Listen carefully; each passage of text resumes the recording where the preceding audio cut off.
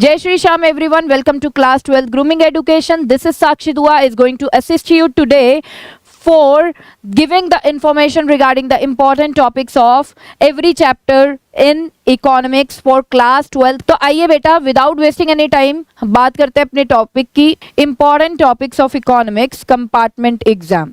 ठीक है, अच्छे से नोट कर लीजिए. ये वाले टॉपिक को आपने बहुत अच्छे से प्रिपेयर करना है और लर्निंग वर्क भी बहुत अच्छे से करके रखना है इसका. ये टॉपिक्स ऐसे हैं, ये सिर्फ आपको पास नहीं कराएंगे, अच्छे मार्क्स भी आप ले सकते हैं. 80 में से आराम से आप 65 68 मार्क्स आराम से स्कोर कर सकते हैं. ठीक है, तो यहाँ पर बेटा इन टॉपिक्स को अच्छे से नोट कर लीजिए. आइए देखते हैं सबसे पहले unit 1 that is national income and related aggregates. Macro economics के ये यूनिट है, आपको पता ही है. तो सबसे पहले बेटा इसमें ये क्वेश्चन काफी ट्रेंडी रहता है. Explain the circular flow of income in two sector model. Two sector model में सर्कुलर फ्लो ऑफ इनकम को एक्सप्लेन करना 4 मार्क्स का एक इंपॉर्टेंट क्वेश्चन रहता है. Next methods of calculating national income. बेटा इसमें न्यूमेरिकल एक्सपेक्टेड है 4 या 6 मार्क्स का. ठीक है, सो न्यूमेरिकल्स में मेनली है ही ये सब वैल्यू एडेड मेथड और you can say product method, expenditure method and income method. ठीक है, तो ये आपको अच्छे से करना है. नेक्स्ट अगर हम बात करें real GDP and nominal GDP, इसका कॉन्सेप्ट अच्छे से करना है. ठीक है, क्वेश्चन इस तरीके का आता है, what do you mean by real GDP and nominal GDP and why real GDP is more preferred to जज the economic growth. Same national income के लिए भी आ सकता है 4 मार्क का. ठीक है, नेक्स्ट बेटा जीडीपी डिफ्लेटर का न्यूमेरिकल भी 3 मार्क का आ सकता है. ठीक है, और नेक्स्ट जीडीपी एंड वेलफेयर, मतलब इस जीडीपी या करेक्ट इंडेक्स ऑफ वेलफेयर, ये 6 मार्क्स का क्वेश्चन आ सकता है. या फिर जीडीपी के ऊपर हॉट क्वेश्चन आ सकता है कि लेट सपोज गवर्नमेंट ने सिगरेट की कंजम्पशन को बैन कर दिया, तो अब बताइए जीडीपी के ऊपर क्या इफेक्ट पड़ेगा और उसके वेलफेयर के ऊपर क्या इफेक्ट पड़ने वाला है लोगों के. ठीक है, तो इस टाइप के क्वेश्चंस एक्सपेक्टेड होते हैं जीडीपी में से. ओके, तो जीडीपी एंड वेलफेयर या explain externalities as a GDP and welfare concept. ठीक है, एक्सटर्नैलिटीज को एक्सप्लेन करने को दे देंगे इसमें सेपरेटली, तो ये सब आप अच्छे से करिए. Next precautions while calculating national income using income method, expenditure method, okay, and value added method. बेटा बहुत से क्वेश्चंस आपने देखे होंगे, हॉट क्वेश्चंस होते हैं. वो किस टाइप के हॉट क्वेश्चन होते हैं, that whether the following would be included while calculating national income और नॉट. ठीक है, तो वो वाले क्वेश्चन ये प्रिकॉशंस पे ही बेस्ड होते हैं, तो ये आपने बहुत अच्छे से करना है. ठीक है, तो ये 6 मार्क्स के कह लो या 4 मार्क्स के आपको आ सकते हैं. नेक्स्ट बेटा अब बात करेंगे नेक्स्ट यूनिट की मनी एंड बैंकिंग. अब मनी एंड बैंकिंग में मोस्ट इंपॉर्टेंट क्वेश्चन और जो ट्रेंडी क्वेश्चन चल रहा है वो ये चल रहा है, explain M1 measure of money supply. Money supply के 4 मेजर्स होते हैं, M1, M2, M3 and M4, लेकिन ओनली जो आपके सिलेबस में है वो है M1. तो बेटा M1 को एक्सप्लेन करने को आ जाता है. Next money creation by the commercial banking system. Commercial bank का जो फंक्शन है मनी क्रिएशन का वो 6 मार्क्स में आ जाता है, तो आपको उसको बहुत अच्छे से प्रिपेयर करना है. नेक्स्ट बेटा central bank and its function. Central bank का मीनिंग और बेटा उसके सारे फंक्शंस ही इंपॉर्टेंट है सेंट्रल बैंक के. 3 या 4 मार्क के लिए कोई भी एक क्वेश्चन पूछ लिया जाता है. 3 या 4 मार्क के लिए कोई भी एक फंक्शन पूछ लिया जाता है. Let suppose explain central bank as a bank of issue. ठीक है, या फिर पूछ लेगा explain central bank as a government bank. Next explain central bank as a bankers bank. Next explain central bank as a lender of last resort. ठीक है, तो आपको सेंट्रल बैंक के सारे फंक्शंस करने हैं. आपको ये कोई भी फंक्शन 3 या 4 मार्क में पूछ सकता है. नेक्स्ट बेटा determination of income and employment. Determination of income and employment में aggregate demand and its components बहुत ज़्यादा इंपॉर्टेंट है. Meaning of investment multiplier and its working. Investment multiplier क्या होता है और ये कैसे वर्क करता है, ये 6 मार्क्स के लिए बहुत ज़्यादा इंपॉर्टेंट है. ओके, नेक्स्ट बेटा न्यूमेरिकल्स इंपॉर्टेंट है इस चैप्टर में. इन्वेस्टमेंट सेविंग्स अप्रोच से रिलेटेड वाले न्यूमेरिकल्स एंड के निकालने के, यानी कि इन्वेस्टमेंट मल्टीप्लायर निकालने के 4 मार्क का न्यूमेरिकल आएगा बेटा इस चैप्टर में, इस यूनिट में से. नेक्स्ट इन्वेस्टमेंट सेविंग्स अप्रोच बहुत ज़्यादा इंपॉर्टेंट है 6 मार्क्स के लिए. Aggregate demand aggregate supply approach की थ्योरी बहुत ज़्यादा इंपॉर्टेंट है for 6 mark. Next, problems of excess demand and deficient demand. Excess demand को आपको पता होगा इन्फ्लेशनरी गैप से भी रिलेट करते हैं, और डेफिशिएंट डिमांड को बेटा डिफ्लेशनरी गैप से भी रिलेट करते हैं। तो ये इन्फ्लेशनरी गैप, डिफ्लेशनरी गैप क्या है, या एक्सेस डिमांड क्या है, या डेफिशिएंट डिमांड क्या है, और इनके जो भी टूल्स है ना, मॉनेटरी पॉलिसी है और फिस्कल पॉलिसी है, ये दोनों पॉलिसीज आपको काफी डिटेल में करनी है। यहां से 99% क्वेश्चन आता ही आता है 6 मार्क्स का। ठीक है, कि इन्फ्लेशनरी गैप क्या है, डिफ्लेशनरी गैप क्या है, या एक्सेस डिमांड क्या है, डेफिशिएंट डिमांड क्या है, एंड हम उसको करेक्ट करने के लिए क्या करेंगे, कुछ टूल्स दे रखे होते हैं। लाइक आपको टैक्सेस का पूछ लिया, ओके, गवर्नमेंट स्पेंडिंग का पूछ लिया, ठीक है, इस हिसाब से आपसे पूछा जाएगा। लाइक CRR का पूछ लिया, SLR का पूछ लिया। तो हर टूल इंपॉर्टेंट है। मार्जिन रिक्वायरमेंट बहुत ज्यादा इंपॉर्टेंट है क्वालिटेटिव में से, ठीक है, जो क्वालिटेटिव टूल्स होते हैं मनी टूल्स के, तो ये बहुत ज्यादा इंपॉर्टेंट है। आगे बेटा बात करेंगे अब हम, इसको मैं थोड़ा सा जूम कर देती हूँ। आगे बात करेंगे हम government budget and the economy की। अब गवर्नमेंट बजट में एक तो इसका मीनिंग, ठीक है, दूसरा बेटा ऑब्जेक्टिव। ऑब्जेक्टिव में से कोई भी एक ऑब्जेक्टिव पूछ लिया जाता है, like how government budget helps in economic growth. Economic growth का बहुत ज्यादा पूछा जाता है। दूसरा, how government budget helps in reducing the inequalities of income. ये मोस्ट इंपॉर्टेंट है, ठीक है, ये बहुत ज्यादा पूछा जाता है। ऑल दो सारे ऑब्जेक्टिव्स बहुत अच्छे हैं, ऑल दो सारे ऑब्जेक्टिव्स बहुत ज्यादा इंपॉर्टेंट है, बट इकोनॉमिक ग्रोथ का और इनइक्वालिटीज को रिड्यूस करने का ये बहुत ज्यादा इंपॉर्टेंट है, जो आप करेंगे जरूर। ठीक है, नेक्स्ट बेटा, रेवेन्यू रिसीट क्या है और कैपिटल रिसीट क्या है। इस पे डायरेक्ट क्वेश्चन भी आ सकता है, that differentiate between revenue receipt and capital receipt. और बहुत से बेटा हॉट क्वेश्चन भी यहीं से बनेंगे। हॉट क्वेश्चन कौन से, जैसे आपको मान लो दे दिया कि गवर्नमेंट ने किसी को लोन लेंड कर रखा है और गवर्नमेंट को उससे इंटरेस्ट आया है, मतलब इंटरेस्ट रिसीव्ड बाय गवर्नमेंट, ठीक है, तो यहाँ पर अब आप बताओ ये रेवेन्यू रिसीट है या कैपिटल रिसीट है ना। आपने बहुत से क्वेश्चंस इस तरह के देखे होंगे, तो ये बहुत ज्यादा जरूरी है, revenue receipt and capital receipt को कैटेगराइजेशन पे हॉट क्वेश्चन। नेक्स्ट बेटा, same for revenue expenditure and capital expenditure पे हॉट क्वेश्चन भी, और differentiate between revenue expenditure and capital expenditure direct question भी। तो ये हमें गवर्नमेंट बजट के चैप्टर में से यूनिट में से करना है। नेक्स्ट अब है हमारे पास बैलेंस ऑफ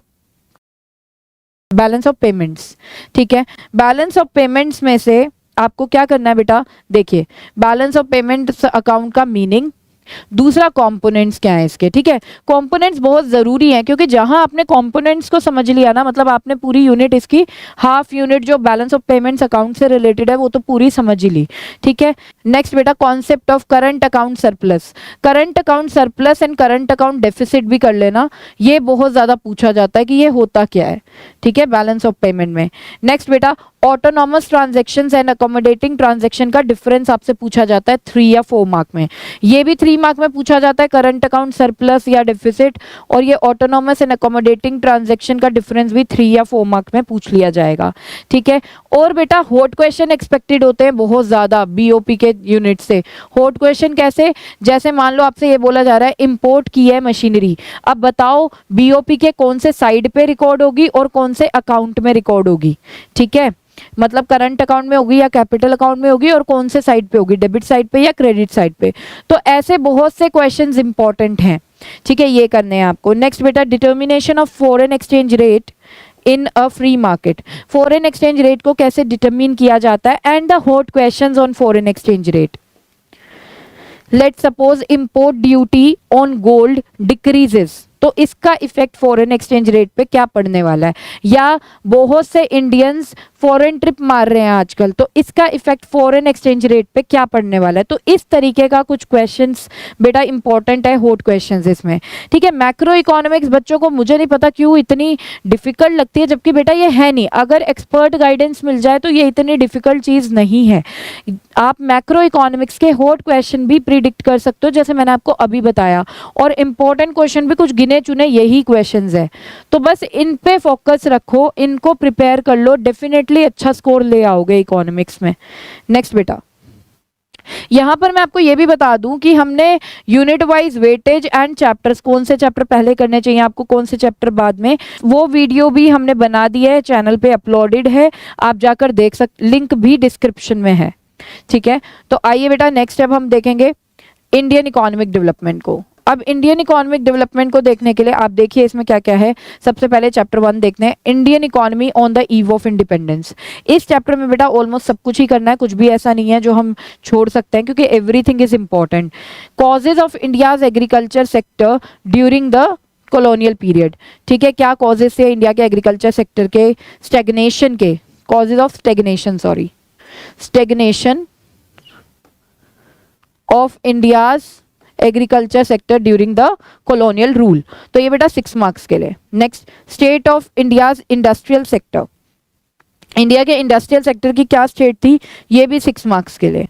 नेक्स्ट बेटा, two fold motive behind the deindustrialisation, deindustrialisation हुआ था जो, उसके पीछे टू फोल्ड मोटिव क्या था, ये 3 या 4 मार्क के लिए बहुत ज्यादा इंपॉर्टेंट है। नेक्स्ट, इंडियाज ऑफिशियल सेंसस, ये 1 मार्क के लिए कि कब इंडिया का फर्स्ट ऑफिशियल सेंसस ऑपरेशन हुआ था। तो मैं यहाँ पे लिख देती हूँ आंसर, लर्न कर लो अभी ही, 1 मार्क पक्का हो जाएगा, 1881। ईयर ऑफ ग्रेट डिवाइड क्या है, ईयर ऑफ ग्रेट डिवाइड है बेटा 1921। ये 1 मार्क के इंपॉर्टेंट क्वेश्चन है, तो यहाँ पर मैंने 1 मार्क के भी इंपॉर्टेंट क्वेश्चन आपको बता दिए हैं इसमें से, ठीक है। Next, India's demographic profile during the colonial period, ये भी 6 मार्क्स के लिए इंपॉर्टेंट है बेटा कि इंडिया की डेमोग्राफिक प्रोफाइल बताओ कैसी थी कॉलोनियल पीरियड के टाइम पे।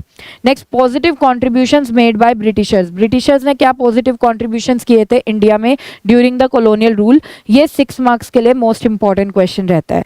तो आई होप गाइज यहाँ पे मैं पूरी कोशिश कर रही हूँ कि आपको इतना भी बता दूं कि आप किसी पर्टिकुलर क्वेश्चन को प्रिपेयर कर रहे हो, किसी पर्टिकुलर टॉपिक को प्रिपेयर कर रहे हो, तो आपने कितने वेटेज की करनी है।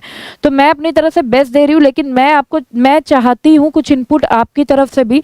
अगर आपको लगता है कि हम किसी चीज़ को मिस कर रहे हैं या हमें कुछ इस पर्टिकुलर टाइप की वीडियोस ऐसी बनानी चाहिए, तो आप प्लीज़ हमें कमेंट सेक्शन में बताएं कि what are your requirements, so that कि हमें भी थोड़ा सा इजी हो जाए कि आपको इस टाइम पर चाहिए क्या, ठीक है। नेक्स्ट बेटा, occupational structure of pre independent India, pre independent India का ऑक्यूपेशनल स्ट्रक्चर क्या था और ऑक्यूपेशनल स्ट्रक्चर का मीनिंग भी बहुत ज्यादा इंपॉर्टेंट है, ये भी 3 या 4 मार्क के लिए आपको करना है। नेक्स्ट बेटा, इंडियाज फॉरेन ट्रेड कैसा था ड्यूरिंग द कॉलोनियल पीरियड, ये भी 3 या 4 मार्क के लिए। और हाँ, एक चीज और, ड्रेन ऑफ इंडियाज वेल्थ, ये भी बेटा फॉरेन ट्रेड में ही आता है वैसे ये, बट मैंने अलग से भी बता दिया आपको, ये भी पूछ सकते हैं वो, तो आप कर लेना। ड्रेन ऑफ इंडियन वेल्थ क्या है, ठीक है, या इंडियाज वेल्थ, ये भी 3 मार्क के लिए। नेक्स्ट बेटा, अब हम बात करेंगे, इसको मैं थोड़ा सा जूम कर देती हूँ, यस अब हम बात करेंगे चैप्टर 2 की, इंडियन इकोनॉमी 1950 टू 1990। इसमें बेटा जो गोल्स दे रखे हैं ना 5 ईयर प्लान्स के, वो बहुत ज़्यादा इंपॉर्टेंट है, लाइक मॉडर्नाइजेशन का बहुत ज़्यादा इंपॉर्टेंट है एंड ग्रोथ विद इक्विटी बहुत ज़्यादा इंपॉर्टेंट है, ठीक है। तो ऑल दो चारों के चारों जो गोल्स हैं वो आप ढंग से लर्न करेंगे, that is James. G for growth, E for equity, M for modernization, S for self reliance, okay. लेकिन इन दोनों को बहुत ज्यादा पूछा जाता है बेटा। मॉडर्नाइजेशन के एस्पेक्ट में ये पूछा जाता है कि क्या मॉडर्नाइजेशन और अनएम्प्लॉयमेंट दोनों कॉन्ट्राडिक्टरी हैं या सेम है, ठीक है। तो यहां पर आप फिर बताएंगे, ठीक है, इसका आंसर। और ग्रोथ विद इक्विटी आपसे पूछा जाता है एक साथ। आईपीआर 1956, ये 6 मार्क्स के लिए आपको प्रिपेयर करना है। आईपीआर 1956 बहुत ज्यादा इंपॉर्टेंट है यहाँ से। और अगर मैं इन गोल्स की बात करूँ 5 ईयर प्लान्स की, कोई भी एक पूछ लेंगे तो ये बेटा 3 या हार्डली 4 मार्क्स में, ठीक है। Next, green revolution. Green revolution 99% question IPR या ग्रीन रेवोल्यूशन में से 6 मार्क्स का आता है। ग्रीन रेवोल्यूशन में आपसे पूछा जाएगा ग्रीन रेवोल्यूशन का मीनिंग क्या है, मेरिट्स क्या है, फेलियर्स क्या है, डीमेरिट्स क्या है। आपसे ये भी पूछ सकते हैं कि आपको कैसे लगता है कि ग्रीन रेवोल्यूशन इनइक्वालिटीज को इंक्रीज कर रहा है between poor and rich farmers, तो ये भी बहुत ज़्यादा पूछा जाता है, ठीक है। नेक्स्ट बेटा, लैंड रिफॉर्म्स, जिसका ग्रीन रेवोल्यूशन एक पार्ट है, ये भी इंपॉर्टेंट है, ये भी कर लेना। Critical appraisal of 5 year plans, अब ये जो 5 ईयर प्लान्स बनाए गए थे, इसका क्रिटिकल अप्रेजल मतलब इसकी कुछ अचीवमेंट्स भी और इसके कुछ फेलियर्स भी, ये आपको अच्छे से प्रिपेयर करना है। क्रिटिकल अप्रेजल 6 मार्क्स के लिए, लैंड रिफॉर्म 6 मार्क्स के लिए, ग्रीन रेवोल्यूशन भी पूरा डिटेल में बेटा 6 मार्क्स के लिए, ठीक है। ग्रीन रेवोल्यूशन का यहाँ पे मैं आपको एक अदर नेम भी बता देती हूँ, बहुत से बच्चों को पता नहीं होता और उनको लगता है कि पता नहीं कहाँ से आ गया क्वेश्चन। न्यू एग्रीकल्चरल स्ट्रैटेजी, और you can say the third agricultural revolution, okay. Next, economic reforms, next chapter बेटा इकोनॉमिक रिफॉर्म्स का, इसमें हमने एलपीजी क्यों इंट्रोड्यूस की थी, ठीक है। Next liberalisation reforms, liberalisation reform सारे डिटेल में कर लेना, कुछ भी पूछ सकते हैं इसमें से। Critical appraisal of privatisation and globalisation, privatisation and globalisation के मेरिट्स डीमेरिट्स दोनों विद मीनिंग, ओके। क्वेश्चन कुछ इस तरीके का आता है, explain liberalisation, privatisation, globalisation in the light of social justice and welfare. तो इसमें बेटा आपको क्रिटिकल अप्रेजल वाला आंसर ही लिखना होता है, तो ये अच्छे से कर लेना। नेक्स्ट, इंडिया को एक फेवरेट आउटसोर्सिंग डेस्टिनेशन क्यों बोला जाता है, outsourcing destination. Next, example of Maharatna या मिनी रत्ना, ये बहुत ज्यादा क्वेश्चन पूछा जाता है, महारत्ना एंड मिनी रत्ना। चलिए नेक्स्ट बेटा, ह्यूमन कैपिटल फॉर्मेशन। अब ह्यूमन कैपिटल फॉर्मेशन में 6 मार्क्स का क्वेश्चन हम लोग प्रिडिक्ट इजीली कर लेते हैं, sources of human capital formation, ठीक है। इसमें बेसिकली आपको हेल्थ पे एक्सपेंडिचर पूछा जाता है अलग से, और एडुकेशन पे एक्सपेंडिचर अलग से पूछा जाता है, लेकिन करने सारे sources of human capital formation है। मेन ये 2 पूछे जाते हैं आपसे पेपर में। Role of human capital in human economic development, economic development में ह्यूमन कैपिटल की क्या इंपॉर्टेंस है, ये अच्छे से कर लेना।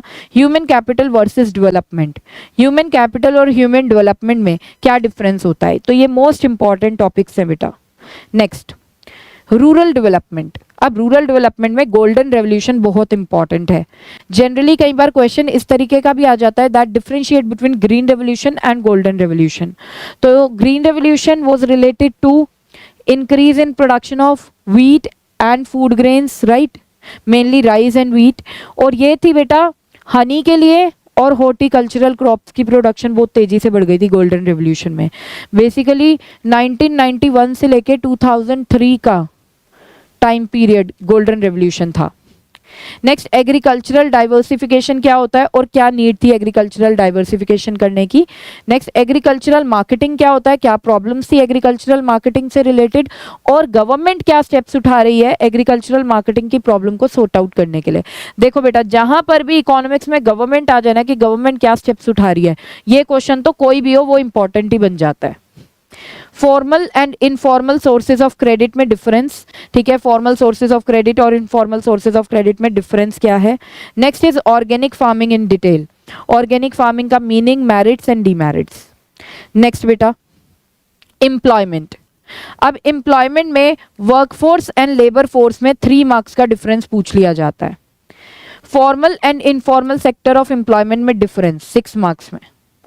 नेक्स्ट बेटा, वर्कफोर्स पार्टिसिपेशन रेट क्या है, और आपको कंपेयर किया जाएगा वर्कफोर्स, और आपको कंपेयर करने को बोला जाएगा वर्कफोर्स पार्टिसिपेशन रेट 3 या 4 मार्क में, रूरल एरियाज का और अर्बन एरियाज का कंपेयर करने को बोलेंगे, ठीक है। Next, causes of unemployment and policies for it. Unemployment के क्या कॉजेज हैं, इंडिया में अनएम्प्लॉयमेंट क्यों है और उसके लिए गवर्नमेंट कौन से स्टेप्स उठा रही है, या जनरल पॉलिसीज, जनरल क्या हम कर सकते हैं जिससे कि अनएम्प्लॉयमेंट सॉर्ट आउट हो जाए, तो ये वाली चीज़ें। ये बेटा 6 मार्क्स के लिए बहुत अच्छे से प्रिपेयर करना है, ये मोस्ट इंपॉर्टेंट क्वेश्चन है। 1 मिनट, मैंने शायद यहाँ पे आपको मार्किंग नहीं बताई ना। गोल्डन रेवोल्यूशन बेटा 3 या 4 मार्क के लिए, ठीक है। Agricultural diversification for 6 mark and agricultural marketing for 6 mark. Formal and informal sources of credit 3 या 4 mark. Organic farming for 6 mark. इस तरीके से आपको प्रिपेयर करना है।